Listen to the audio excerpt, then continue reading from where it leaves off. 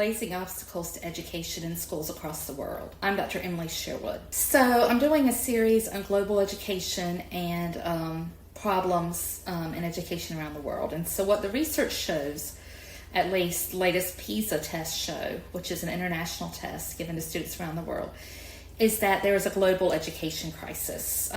And you see that particularly during COVID, but even before COVID, there was starting to be a decline. And the United States is actually kind of standing still. Other countries where the education system was generally considered better are struggling more. So what's causing this? Why are there problems around the world? Well, there was a very interesting report by the Organization for Economic Cooperative Development, the OECD, which is a group that does economic research and works with economics and with global indicators, particularly in what you might call high income or developed countries, or first world countries. Those are countries where, you know, there's a very high standard of living, there's high technology and so forth. So generally, parts of Asia, the parts of the Americas, and Australia and Europe. And this report was really interesting because it was about trends in education. That was the title of it. And so going into it, you think, oh, well,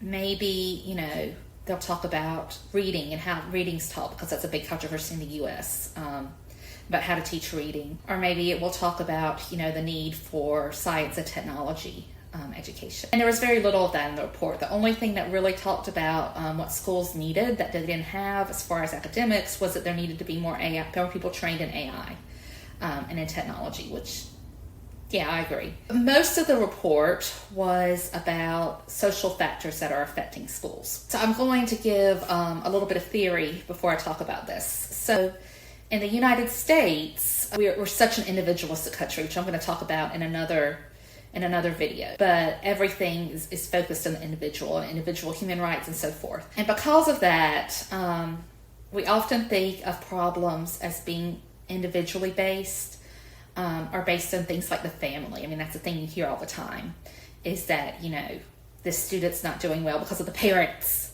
You know, the parents are causing problems, the parents didn't raise him right. So Bronfenbrenner's theory of education, of human development, is a theory that explains how humans develop over time. And in that theory, there are multiple layers. So when we talk about family and that sort of thing, that's the very micro level, which is the level, again, of the individual, the family. But there are other levels that go all the way up, and there are things like the community, you know, the school system, that kind of thing. But the overarching one is called the macro system. And that's something that I don't think in America we talk about very much, particularly in the media and so forth. And those are things like poverty and things like, you know, social media and video games and things like that. And I don't think those are mentioned generally as much as things like the family, which is the micro, or the student themselves. You know, sometimes students are blamed, or teachers are blamed, individual teachers are blamed. But the macro system looks at all of that.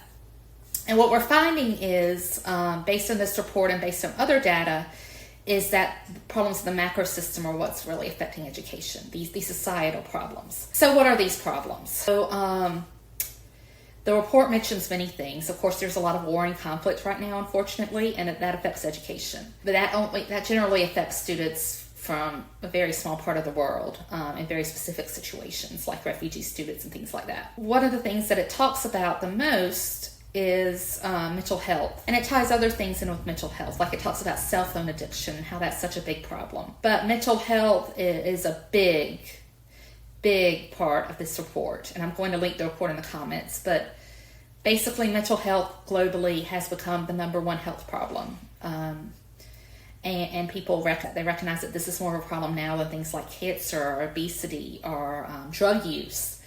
That mental health is the problem that's affecting young people. So this was a very interesting report. It didn't mention reading and writing at all. But again, it's mentioning things like, you know, societal things that are affecting education. And when you think about it, this makes sense of what we're seeing in the classroom. So we're seeing a lot more behavior problems. We're seeing things like truancy, which is or not coming to school.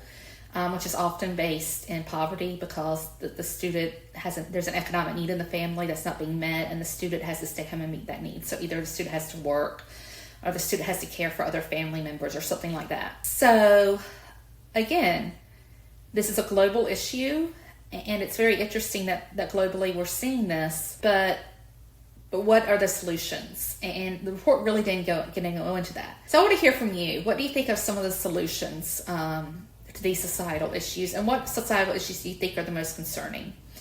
And in my next video, I'm going to talk more about these issues and how they're affecting schools in the United States, and particularly how they're affecting academics and kind of the purpose of schooling, and some other factors that are kind of de-emphasizing academics because of all these problems and other problems. So I hope you join me then, and thank you for watching. Please like and subscribe if you're interested, and keep learning.